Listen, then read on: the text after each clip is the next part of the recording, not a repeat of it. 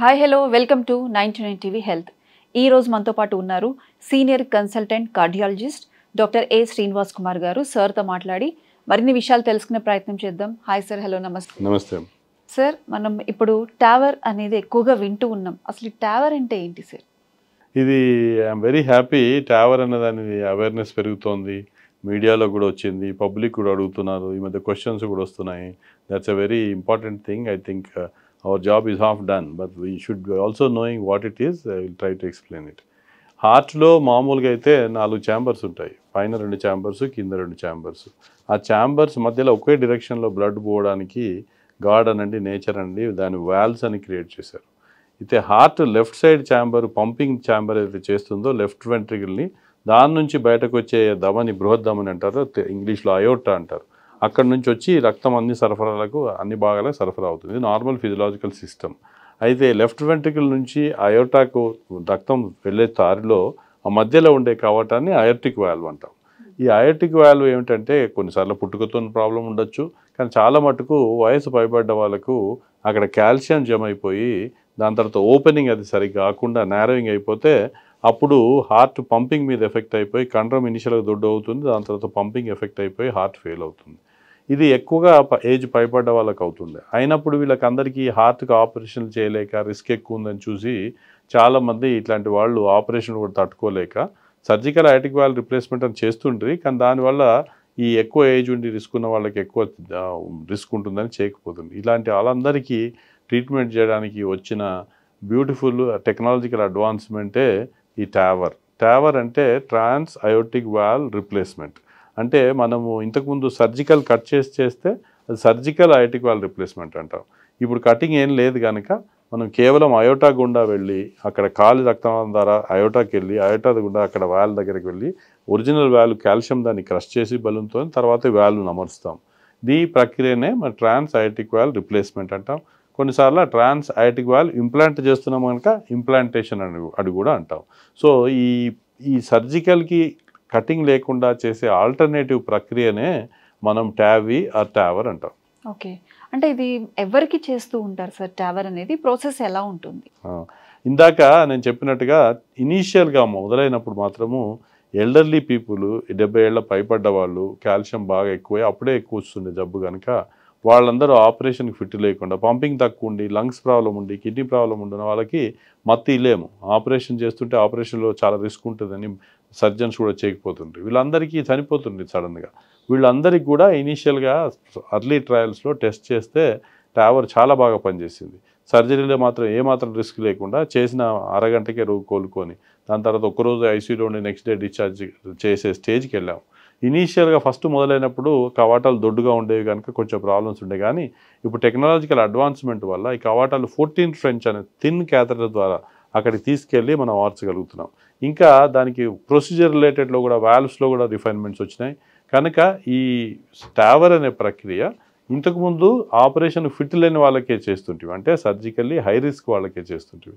తర్వాత ఆ ట్రయల్లో ఇంకేం టెస్ట్ చేశారంటే హై రిస్క్ కాదు, మోడరేట్ రిస్క్ ఉన్నా చేయొచ్చా, లేదంటే లో రిస్క్ ఉన్నా అంటే ఆపరేషన్లో రిస్క్ లేకున్నా వాళ్ళకైనా చేయొచ్చా అని పార్ట్నర్ 3 ట్రయల్ అని కంపేర్ చేయడం జరిగింది. వాళ్ళలో కూడా ఏమొచ్చిందంటే లో రిస్క్ వాళ్ళల్లో కూడా ఆపరేషన్ కంటే టావర్ ప్రక్రియ ద్వారా అడ్వాంటేజెస్ ఉన్నాయి అని మనకు అధ్యయనం తెలిసింది. సో కనుక ఇప్పుడు ఆపరేషన్ సూటబుల్ లేని వాళ్ళకే కాదు, ఆపరేషన్ ఫిట్ ఉండి సూటబుల్ ఉన్న వాళ్ళకి కూడా ఇది చేయొచ్చు. కాకపోతే ఎవరికి చేయాలా, టావర్ చేయాలా, సర్జరీ చేయాలా అనేది కొన్ని ఎకో స్కాన్ చేసి, సిటీ స్కాన్లు చేసి ఏది ఎవరికి సూట్ అవుతుంది అని మనం హార్ట్ టీమ్ అప్రోచ్ ద్వారా డిసైడ్ చేస్తాం.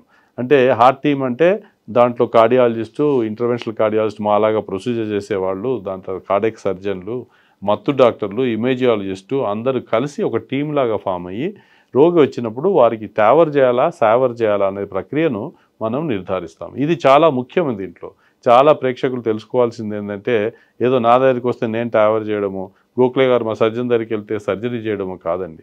ఏది రోగికి కరెక్టో అది చేయాలి. దాన్నే హార్ట్ టీమ్ కాన్సెప్ట్ అంటారు.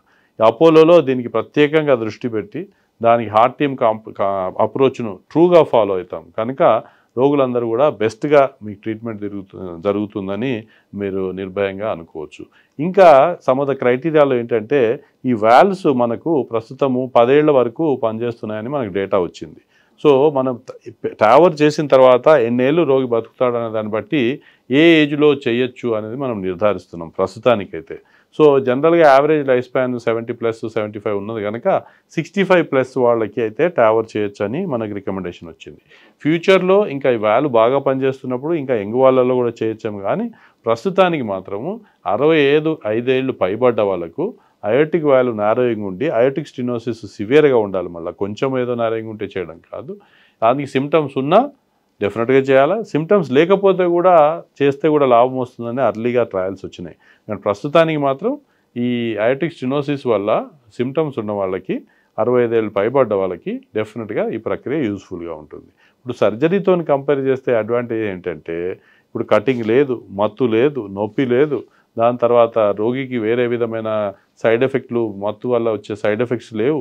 దాని తర్వాత రోగి ఇమీడియట్గా కోలుకోవడం వల్ల నెక్స్ట్ డే లేచి నడవగలుగుతారు, ఆపరేషన్ స్టే తక్కువ, బ్లడ్ లాస్ ఉండదు. ఇట్లా చాలా అడ్వాంటేజెస్ ఉన్నాయి. ఇలానే మళ్ళీ చూస్తే ఫాలోఅప్లో ఎకో టెస్ట్లు, ఫర్దర్గా టెస్ట్ చేసినప్పుడు ఏం తెలిసిందంటే సర్జికల్ వాల్వ్ కంటే కూడా దీనికి వాల్వ్స్ బాగా పనిచేస్తున్నాయి, వాల్వ్ ఏరియా బాగా వచ్చింది అని మనకు అధ్యయనంలో వచ్చింది. అట్లీస్ట్ బెటర్ అని కాకుండా కూడా డెఫినెట్గా ఈక్వల్గా ఉందని మనకు అధ్యయనంలో తెలిసింది. సో కనుక నిర్భయంగా కూడా అవసరం వచ్చిన వాళ్ళు అందరూ ఈ టావర్ ప్రక్రియ చేసుకోవచ్చు. సార్ అంటే ఇది ప్రాసెస్ వన్ టైం ప్రాసెస్సా? అసలు ఓవర్గా టైం ఎంత టైం పడుతుంది సార్?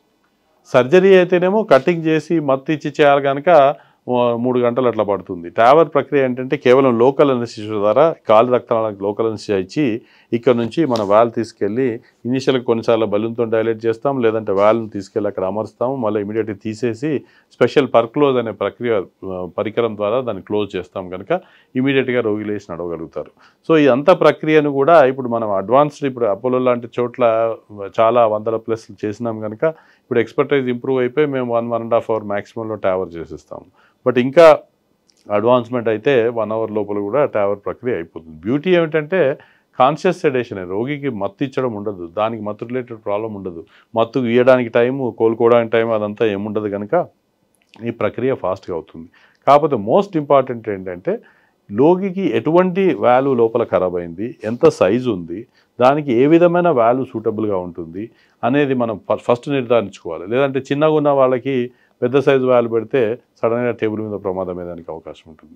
సో ఇవన్నీ కూడా ఈకో పరీక్ష ద్వారా, సిటీ యాంజియో అనే ఇంకో టెస్ట్ ద్వారా మనం డిసైడ్ చేస్తాం. సో కరెక్ట్గా మనం ఎక్విప్మెంట్ తీసుకొని కరెక్ట్గా చేసినట్టయితే మనం గంట లోపలనే ఈ టావర్ ప్రక్రియ చేయగలుగుతాం. అంటే ఈ ప్రాసెస్ టైంలో కానీ పోస్ట్ ప్రాసెస్ కానీ ఏమైనా రిస్క్ ఫ్యాక్టర్స్ ఏమైనా ఉండే ఛాన్స్ ఉందా సార్? అంటే మీరు సరిగా చేస్తే రిస్క్ తక్కువ.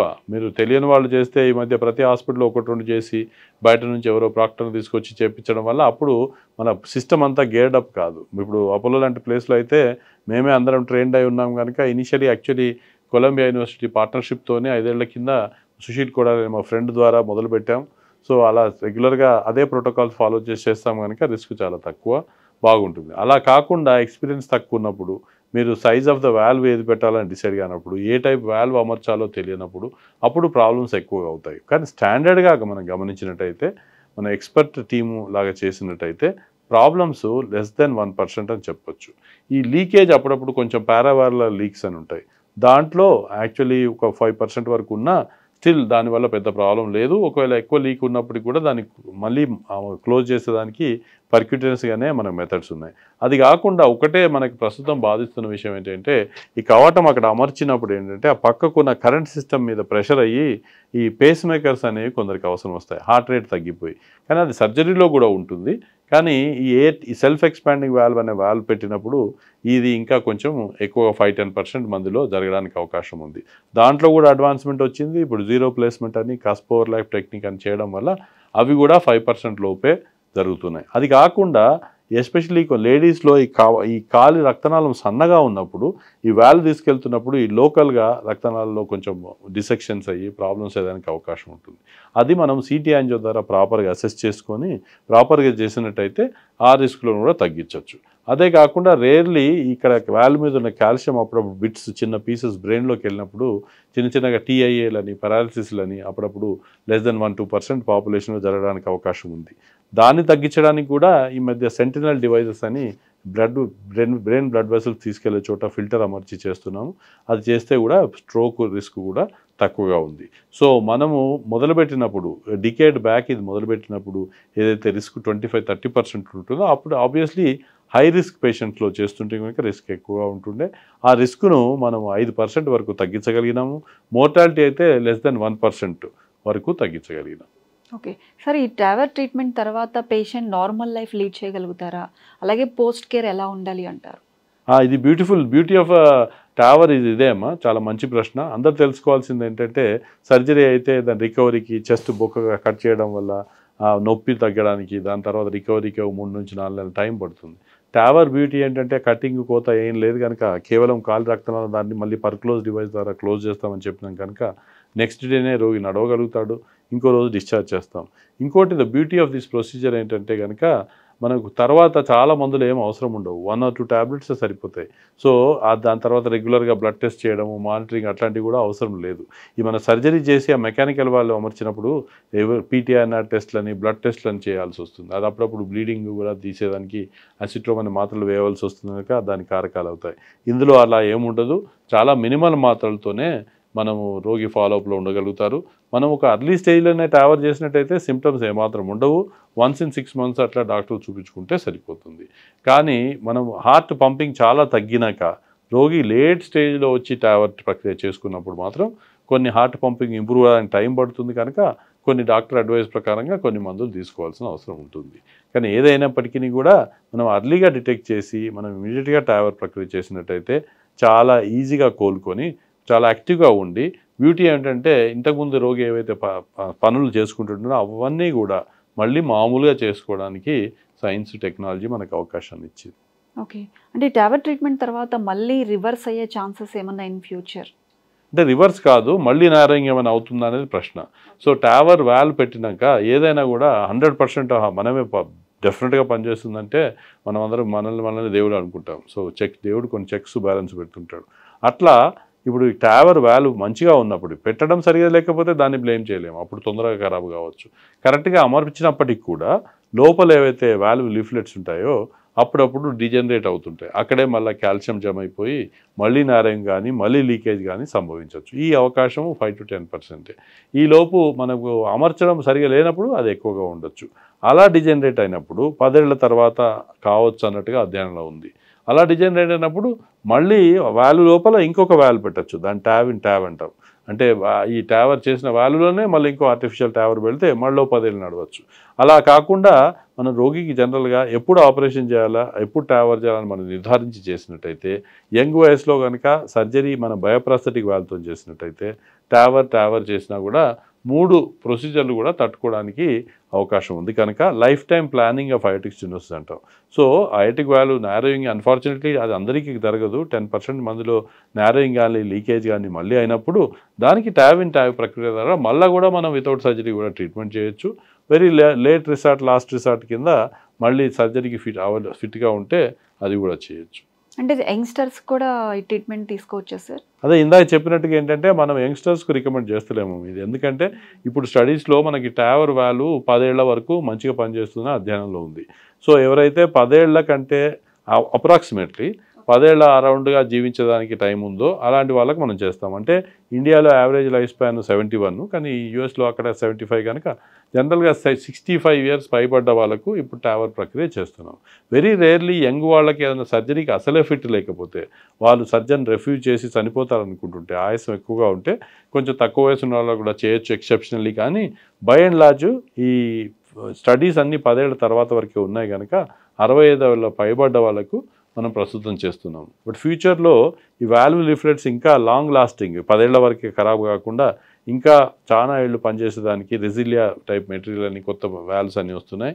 అవన్నీ ఉండి ఇంకా స్టడీస్ 15-20 ఏళ్ల వరకు పెరిగితే అప్పుడు మనం ఇంకా మోర్ యంగర్ వాళ్ళకు కూడా చేస్తాం మేము. బట్ యాజ్ ఆఫ్ నో అయితే ఆ వాల్వ్ మీద స్టడీస్ 10 ఏళ్లకు ఉన్నాయి కనుక 65 ఏళ్ళ పైబడ్డ వాళ్ళకే చేస్తాము. అది చేయడం కరెక్ట్. ఈ అకేషనల్ ఎక్సెప్షన్స్ తప్పు పనులు ఎవరు చేస్తున్నారంటే దానికి అన్ని మనం చేయలేం. కానీ ప్రతి వాళ్ళు తెలుసుకోవాల్సింది ఏంటంటే ఏదన్నా ప్రత్యేకమైన రీజన్ ఉంటే తప్ప 65 ఏళ్ళు పైబడ్డ వాళ్ళకే ప్రస్తుతానికి ట్యావర్ చేయాలి. ఓకే సార్, అయితే ఇంతకుముందు కంపేర్ చేస్తే మన టెక్నాలజీ బాగా పెరిగింది, అందులో భాగంగానే ఈ ట్యావర్. అంటే ఇంకా ముందు ఇంకా ఎటువంటి టెక్నాలజీస్ మాకు అందుబాటులో ఉండబోతున్నాయి? ఈ ట్యావర్లో ఏంటంటే ప్రస్తుతము మొదలుపెట్టినప్పుడు మనకు 25 ఫ్రెంచ్ అంటే ఇంత థిక్ ఉంటుంది రఫ్లీ. ఇప్పుడు 14 ఫ్రెంచ్ ఇంత సన్నమైంది వాల్వ్ ఏదైతే అమర్చి తీసుకుపోతామో అది సన్నం కావడం వల్ల మనం చేయడంలో ఈజీ ఉంటుంది. సో ఆ రిస్క్ తక్కువగా ఉంటుంది. ఇంకా ఫ్యూచర్లో ఏంటంటే మనం హార్ట్ రక్తనాళాలు స్టెంట్స్ అంటాం, మీరు వినుంటారు. అది 6 ఫ్రెంచ్ మరీ సన్నగా 2 mm క్యాథెటర్లోంచి వెళ్తాయి. అలా దీంట్లో కూడా టెక్నాలజీ అడ్వాన్స్ అయ్యి ప్రస్తుతానికి 9 mm వరకు తగ్గింది థిక్నెస్. ఇంకా మనం తగ్గించగలిగినది అప్పుడు చేతి నుంచి కూడా చేసేదానికి అవకాశం ఉండొచ్చు. ప్రస్తుతానికైతే ఇది 14 ఫ్రెంచ్ క్యాథెటర్ ద్వారా వెళ్తుంది. సో న్యూ రీసెర్చ్ ద్వారా ఏంటంటే ఇంకా థిన్గా వాల్వ్ తయారు చేయడం వల్ల ఇంకా సన్నగా తయారు చేస్తే ఈ చేసేటప్పుడు ఈజీగా ఉంటుంది. ఈ చేసేటప్పుడు ఖాళీ రక్తనాళం ద్వారా డిసెక్షన్స్ అని వేరేలాంటి కాంప్లికేషన్స్ కూడా తక్కువగా ఉంటాయి. అదే కాకుండా ఇప్పుడు వాల్వ్ను మనం ప్రిపేర్ చేసి చేయాలి, అంటే దాన్ని వెట్ వాల్వ్స్ అంటాం. ఫ్యూచర్లో డ్రై వాల్వ్ అనేది వస్తే ఏంటంటే మనం స్టెంట్ తీసుకున్నట్టు జస్ట్ షెల్ఫ్ మీద తీసుకొని ఇమీడియట్గా మనం అమర్చేయడానికి ఇంకా ప్రొసీజర్ టైం తగ్గుతుంది. ఇంకా ఆపరేటర్ యూజర్ ఫ్రెండ్లీ వాల్వ్స్ అవుతాయి. అదే కాకుండా ఫ్యూచర్ అడ్వాన్స్మెంట్లో మెయిన్గా వాల్వ్ లీఫ్లెట్ డ్యూరబిలిటీ అంటారు. ఇంకా చాన్నాళ్ళు పనిచేసే వాల్వ్ ఇప్పుడు 10 ఏళ్ళు పనిచేస్తున్నట్టు తెలుస్తుంది. అది 20 ఏళ్ళ వరకు 25 ఏళ్ళ వరకు ఎట్లా పని చేయించాలని కంప్యూటర్ అసిస్టెడ్ రోబోటిక్ విధానం ద్వారా స్పెషల్ మన ఇప్పుడు ప్రస్తుతం బోవైన్ పెరికార్డ్ ఏమో దాంతో జరుగుతుంది కనుక అలా లేకుండా ఆర్టిఫిషియల్గానే తయారు చేసి ఆ వాల్వ్ లీఫ్లెట్స్ కూడా తయారు చేయడానికి రీసెర్చ్ జరుగుతుంది. అవన్నీ వస్తే కనుక మనకి ఒకటే వాల్వ్ లైఫ్ టైం నడుస్తుంది కనుక అప్పుడు ఇంకా బాగుంటాయి. అదే కాకుండా ఇదేమో వాల్వ్ టెక్నాలజీలో అడ్వాన్స్మెంట్. అది కాకుండా ఇప్పుడు అయోటిక్ స్టినోసిస్ నారోయింగ్ ఉన్న వాళ్ళకే మనం ట్యావర్ చేస్తున్నాం. ఫ్యూచర్లో ఏంటంటే నారోయింగ్ లేకున్నా ఒకటి లీకేజ్ ఉన్నప్పటికీ కూడా అంటే కవటం పైన పంపింగ్ ఆపడమే కాకుండా వాపసు బ్లడ్ లీక్ అవుతుంటుంది, అయోటిక్ రిగజిటేషన్ అంటాం. వాటన్నీ కూడా ట్యావర్ వాల్వ్ వస్తున్నాయి. ఇప్పుడు ఆల్మోస్ట్ ట్రయల్స్లో ఉంది. నెక్స్ట్ ఇయర్ ఆ 5 సంవత్సరానికి అయోటిక్ రిగజిటేషన్ ఉన్న వాళ్ళకి కూడా లీకేజ్ ఉన్న వాళ్ళకి కూడా మనం ట్యావర్ వాల్వ్ను అమర్చుతాం కావచ్చు. అలా కాకుండా ఇప్పుడు అయోటిక్ స్టినోసిస్ బాగా టైట్గా ఉండి సిమ్టమ్స్ ఎక్కువ ఉన్న వాళ్ళకే రికమెండ్ చేస్తున్నాం. బట్ ఫ్యూచర్లో ఏంటంటే ఇంకా టెక్నాలజీ ఇంప్రూవ్ అయిపోయి ఇంకా సింపుల్గా చేయగలిగితే సివియర్ అయ్యి రోగి సివియర్గా సిమ్టమ్స్ అయ్యి సీరియస్ అయ్యే వరకు ఎందుకు వెయిట్ చేయాలా, అది మోడరేట్గా నారోయింగ్ ఉన్నప్పుడే ఇంకా రోగికి సిమ్టమ్స్ లేనప్పుడే కూడా చేస్తే లాభాలు ఉంటాయని మనకు కొత్త టెక్నాలజీ ద్వారా ట్రై చేస్తున్నారు. ఈ మోడరేట్ అయోటిక్ స్టినోసిస్ కాల్షియంను చిప్ చేసే టెక్నాలజీ వచ్చి ఇంకా సింపుల్గానే ఇది ఇంకా సివియర్ కాకముందే దాని సివియారిటీ పెరగకుండా చూడడానికి మందులు కొన్ని ట్రై చేస్తున్నారు, కొన్ని డివైజెస్ కూడా ట్రై చేస్తున్నారు. ఇవన్నీ కూడా ఫ్యూచర్లో రావడం అందుబాటులో ఉండడం వల్ల ఇప్పుడు ఏదైతే హార్ట్ రక్తనాళాల్లో బ్లాక్స్ ఉంటే స్టంట్ చేస్తామో ఎంత సింపుల్గా జరుగుతుందో అదేవిధంగా ఫ్యూచర్లో ట్యావర్ టెక్నాలజీ కూడా ఫర్దర్గా ఇంప్రూవ్ అయిపోయి ఇంకా పేషెంట్స్కు ఇమీడియట్గా కోలుకొని ఇంకా కాంప్లికేషన్స్ తగ్గిపోయి రోగులందరికీ కూడా సర్జరీ లేకుండా ఈ టెక్నాలజీ ద్వారా బెనిఫిట్ అవుతారని ఆశిస్తున్నాం. సార్, ఇప్పుడు ఆర్గాన్ డొనేషన్ గురించి చాలామంది తెలుసుకుంటున్నారు, అవగాహన కలిగి ఈవెన్ ఒక పర్సన్ బ్రెయిన్ డెడ్ అయిన తర్వాత వాళ్ళ ఫ్యామిలీ మెంబర్సే ముందుకు వచ్చి ఆర్గాన్ డొనేషన్ అనేది చేస్తూ ఉన్నారు. దానివల్ల ఎన్నో లైఫ్ సేవ్ చేసిన వాళ్ళు అవుతున్నారు. నిజంగా ఆర్గాన్ డొనేషన్ గురించి ఎటువంటి అవగాహన ఉండాలి అంటారు? అంటే ఇది డిఫరెంట్ ప్రశ్న. కావాలంటే వాల్వ్ పరంగా చూసినట్టయితే కొన్నిసార్లు పల్మోనిక్ వాల్వ్ అని చనిపోయిన వాళ్ళు తీసి అయోటిక్ వాల్వ్ ప్లేస్లో అమర్చినారు. అది రివర్స్ కూడా చేసినారు. అది హోమోగ్రాఫ్ట్స్ అంటారు. అది సర్జన్ మళ్ళీ కట్ చేసి చేస్తారు. ట్యావర్ వాల్వ్ ఏంటంటే మనం అప్పుడప్పుడు రోగి డొనేట్ చేసింది పెట్టడం వీలు పడుతుంది. అది నారోయింగ్ చేసి క్రింప్ చేసి సన్నగా చేసి తీసుకెళ్ళాలి.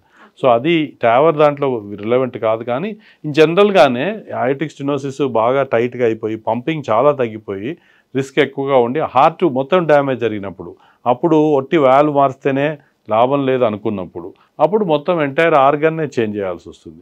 అది ఎండ్ స్టేజ్ హార్ట్ ఫెయిల్యూర్ అంటాం. ఇలా ఉన్న వాళ్ళకి ఈ ఆర్గన్ ట్రాన్స్ప్లాంట్ కార్డియాక్ ట్రాన్స్ప్లాంట్ తప్ప వేరే మార్గం లేదనుకున్న వాళ్ళకి కార్డియాక్ ట్రాన్స్ప్లాంట్ ద్వారా కూడా చాలా బెనిఫిట్ జరుగుతుంది. రోగులన్నీ మళ్ళీ నార్మల్గా ఉండగలుగుతున్నారు.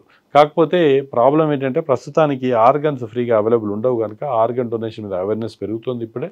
అది మంచి విషయం. హార్ట్ కూడా ఒకటే ఉంటుంది, కిడ్నీ అయితే 2 ఉంటాయి కనుక రోగి డొనేట్ చేయొచ్చు. ఇప్పుడు ప్రస్తుతం ఏంటంటే రోగి చనిపోయినప్పుడే మళ్ళీ బ్రెయిన్ ఇంకా మొత్తం డ్యామేజ్ కాకుండా బ్రెయిన్ డ్యామేజ్ జరగనప్పుడే హార్ట్ మొత్తం డ్యామేజ్ జరగకుండా ఉన్న స్టేజ్లోనే మనం అవేర్నెస్ క్రియేట్ చేస్తే మనకి ఇమీడియట్గా డొనేట్ చేసిన వితిన్ 6 గంటల లోపల ఎంత తొందరగా మనము డోనర్కి మనము ఆపరేషన్ చేసి అమర్చగలిగితే అంత మంచిగా రిజల్ట్స్ ఉంటాయి. సో కనుక అవేర్నెస్ పెరుగుతున్నమాట వాస్తవం. ఇలాంటి కార్యక్రమాల ద్వారా ఇంకా రోగులు తెలుసుకొని ఇలాంటి వాళ్ళు కాకపోతే ప్రతి హాస్పిటల్ గేడప్ ఉండదు. దానికి మనం ఏ రోగికి అమర్చాలనే లిస్ట్ ఉండాలి. ఆ కన్సర్న్ బ్లడ్ గ్రూప్ ఉన్న పేషెంట్ రెడీగా వెయిటింగ్ ఉండాలా. అప్పుడు మనకు ఆర్గన్ అవైలబుల్ కాగానే ఇమీడియట్గా మనకు చేయడానికి వీలవుతుంది. చేయడం ఒక్కటే కాదు, మళ్ళీ దాని తర్వాత ట్రాన్స్ప్లాంట్ అయిన తర్వాత హార్ట్ టీమ్ అప్రోచ్ అని, మళ్ళీ తర్వాత సర్జరీ చేసిన తర్వాత దానికి ఇమీడియట్గా క్రిటికల్ కేర్ వైద్యులు, మత్తు డాక్టర్లు అందరూ కలిసి ఏ విధమైన మందులు ఇస్తే బాగుంటుందని కూడా డిసైడ్ చేసి దాన్ని బట్టి ట్రాన్స్ప్లాంట్ అయిన రోగులకు కూడా ట్రీట్మెంట్ ప్రాపర్గా ఇస్తే ఇప్పుడు వాళ్ళు కూడా 10 ఏళ్ల వరకు కూడా బతుకుతున్నట్టు మనకు అధ్యయనంలో ఉంది. ఇది ఆర్గాన్ ట్రాన్స్ప్లాంట్ అనేది మంచి విషయము కనుక అన్ని ఆర్గాన్స్ కూడా వేస్ట్గా పోకుండా చాలామంది అవేర్నెస్ పెంచుకొని డొనేట్ చేస్తున్నారు. ఇది చాలా మంచిది. కాకపోతే చేసిన ఆర్గాన్ వేస్ట్ కాకుండా ప్రత్యేకమైన ఫెసిలిటీస్ ఉన్న హాస్పిటల్స్కి అది దొరికేటట్టుగా ఇప్పుడు మనకు మోహన్ ఫౌండేషన్ అని వేరియస్ ఫౌండేషన్స్ గవర్నమెంట్ ద్వారా కూడా పనిచేస్తున్నాయి. ఇది మంచి విషయము. కాకపోతే మనకి అవేర్నెస్ ఇంకా పెరిగి ఎక్కువ డొనేషన్స్ వస్తే ఎక్కువ మంది రోగులు బాగుపడతారు. Right sir. టావర్ గురించి తెలియని వారికి కూడా చాలా మంచి ఇన్ఫర్మేషన్ ఇచ్చారు. Thank you so much sir. నమస్కారం. చూసారు కదండి, ఇది ఇవాళ 929 టీవీ హెల్త్. మరో డాక్టర్తో మళ్ళీ మీ ముందుకు వస్తాం. Until then keep watching 929 TV.